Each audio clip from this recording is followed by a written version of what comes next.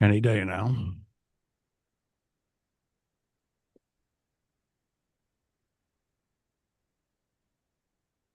Okay, there we are. All right. And then I'm going to record it.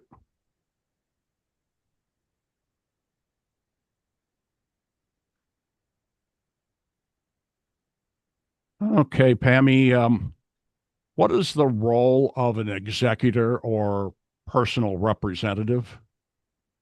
A personal representative, which is the gender neutral term for it, is that is the person who works with me or another attorney and seeks to administer the estate of the deceased.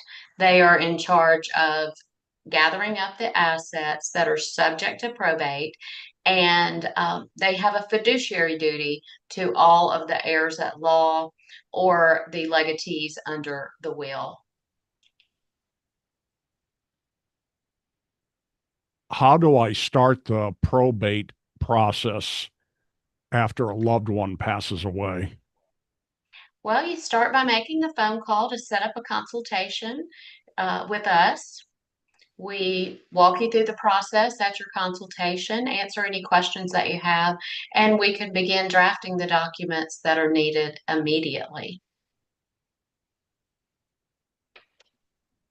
What assets must go through probate and which can be transferred outside of it?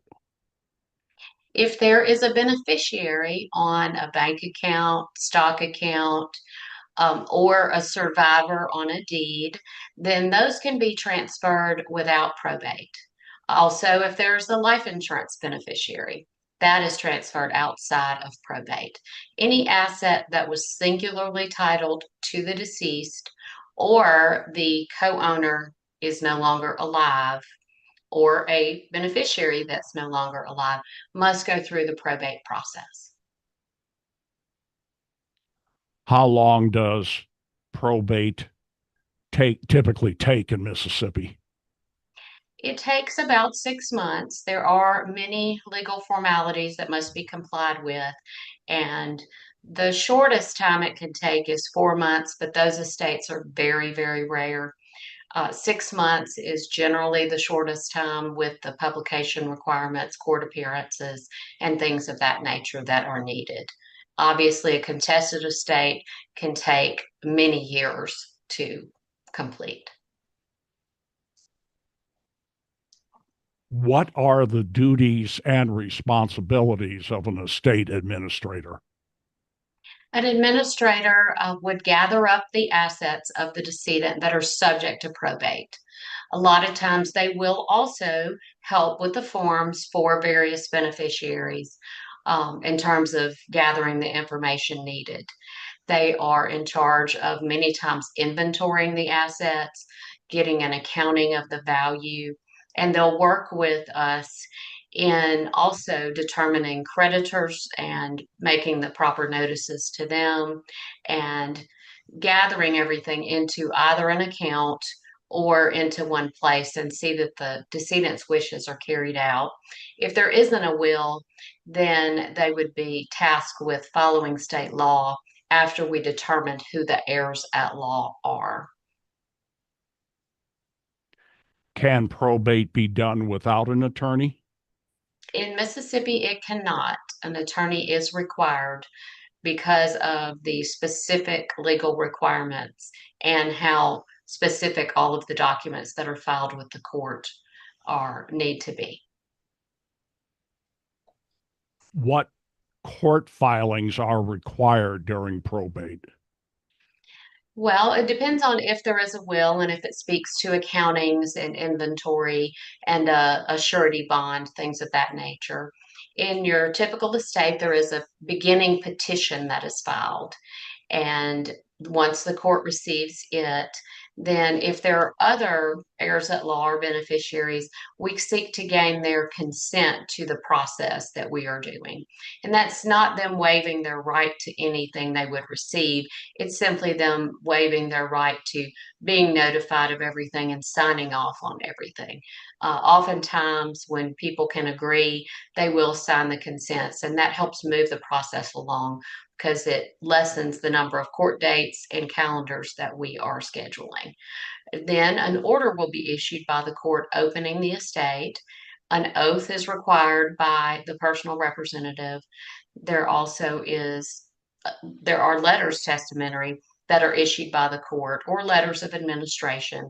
And those are the first step for the personal representative to start gathering the assets from banks, stock accounts, things of that nature.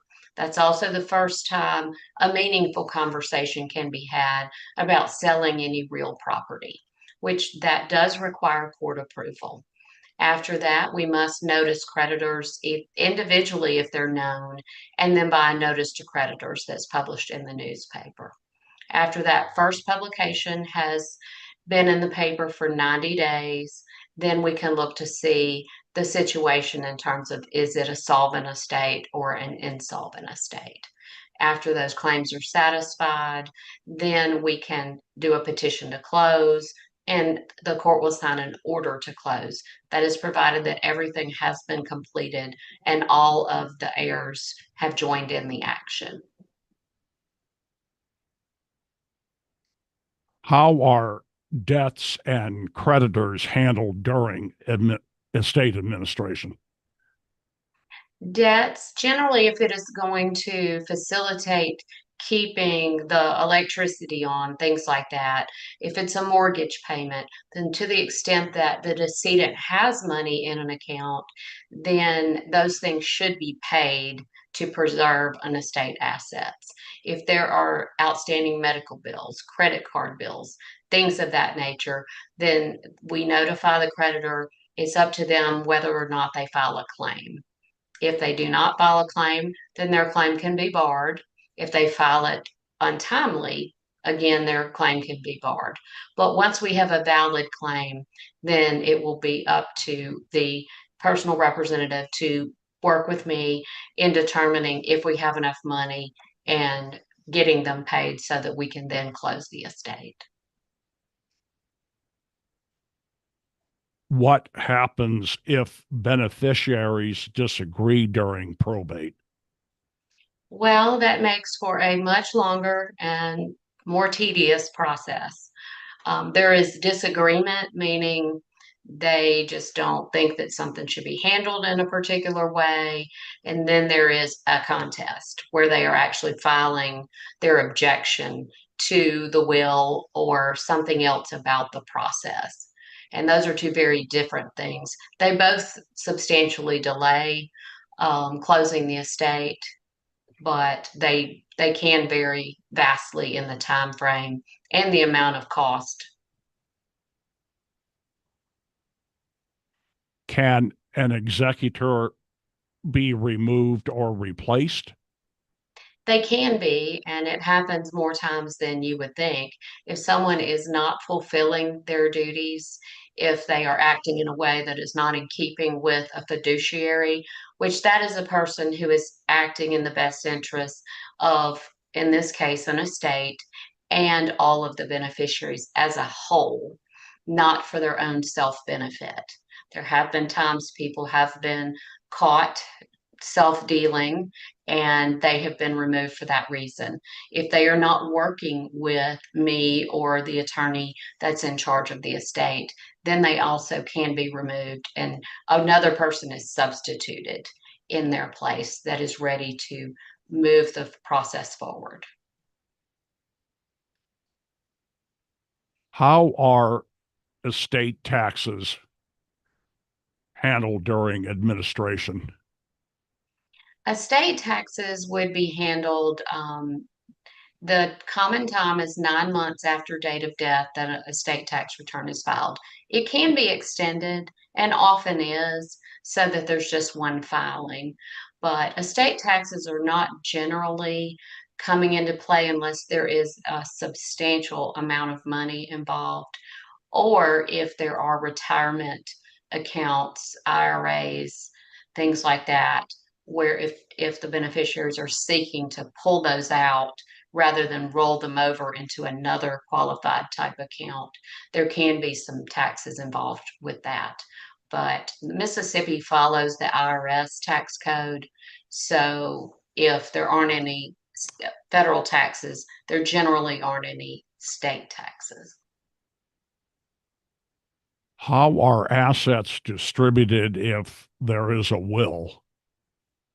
It is supposed to be exactly according to the will, but that does not occur until after creditors have been noticed and paid, and the court approves in the closing document the distribution of those assets.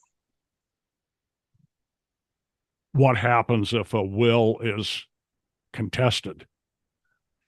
Well, there is litigation and it can take a large amount of time. I've had contested estates last 3 to 5 years, and that creates a lot of anxiety for everyone involved. If it's a valid contest, the burden of proof is on the contestant. It isn't on the person that's introducing the will. If the person can meet the burden of proof as to their contest, then that burden shifts, and then it becomes a case for the estate attorney and the personal representative. How are digital assets like online accounts handled after death? Well, the personal representative, whether it be an executor, executrix, or administrator, has the authority once they get their letters from the court to make a selection regarding those digital assets. I'll use Facebook as an example. They give a choice whether to archive the page in memoriam or whether they want the page taken down.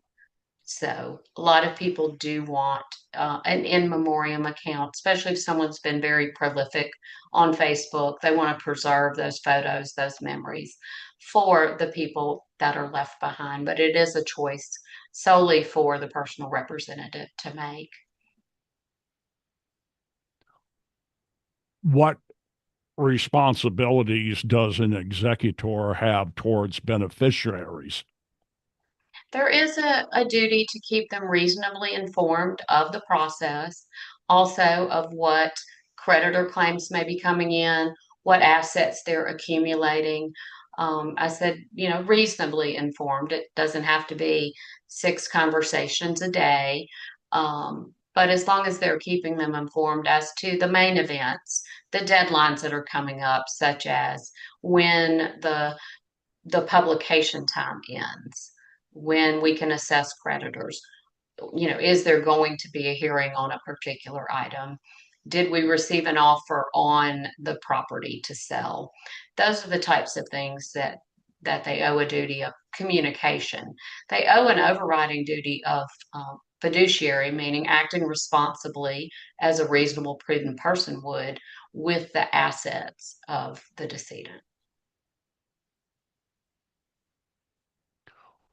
What fees associated, what, oh, excuse me, take two. Are there fees associated with probate and who pays them? There are fees. There are attorney's fees, there are court filing fees, publication fees.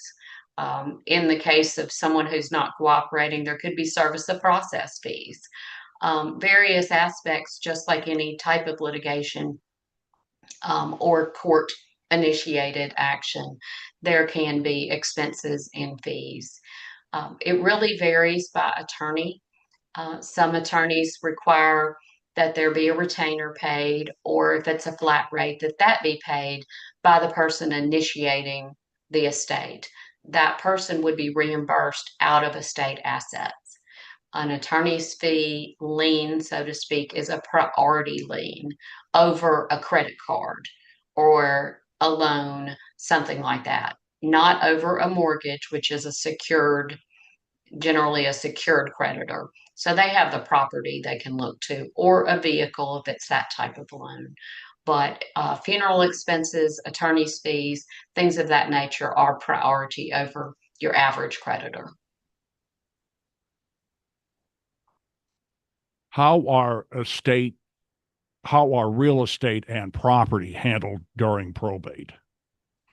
Well, that depends on if the property is going to be sold. It can be sold during the pendency of probate. Those funds are held generally in my trust account. They can be held with another escrow agent, and they're held until we determine what debts are out there. Obviously, the mortgage is paid if we sell because it secured the property. There are some other claims that can be paid during the process, any of the fees and expenses associated with the transaction. Oftentimes, people do not want to rush and they want to just co own the property, whomever it is left to in the will or whomever the heirs at law are. Those would be the people that would own it. And the personal representative would do a deed after the court authorizes that, and they would co own the property and then determine what they want to do with it. Oftentimes, there's what's called heir property that's been passed down, and they do want to keep it in the family. So that's a common time when a deed is done and nothing else is done. It's just owned by the people that it was left to, and it'll be up to them to decide whether to keep it or to sell it on down the line. What records and documentation should an executor keep? They should absolutely keep a record of every sum of money that they receive on behalf of the estate. They can do that through a checking account. There isn't a large amount of cash used these days, so most of it's going to be a bank check, a wire transfer, which is easy to produce receipts for. They also want to keep track of any of their expenses. If they have to do things for the estate, then they definitely want to keep track of that. It's very common that the deceased's main asset is real property and they don't have a lot of money in the bank. Their social security stops, retirement stops. And so a lot of times there is out of pocket costs that someone is going to say front to keep everything going, to keep the home out of foreclosure. Then they need to keep track of that so that they can be reimbursed when the time comes. When and how are beneficiaries paid during the probate process? The beneficiaries under a will are paid at the end of the probate process. The creditors are have the protection of the court that the personal representative should not be distributing cash or other assets that are otherwise a probate asset until after that assessment has been made. And that's different if there's a beneficiary designation, then those beneficiaries can seek that money or that asset without any court approval because it's outside of the probate process. So that can be more immediate. And it's very common for there to be a hybrid, for there to be some assets that have a beneficiary that are distributed more quickly directly to beneficiaries. And then there are some that aren't covered and they must go through the probate process. Okay.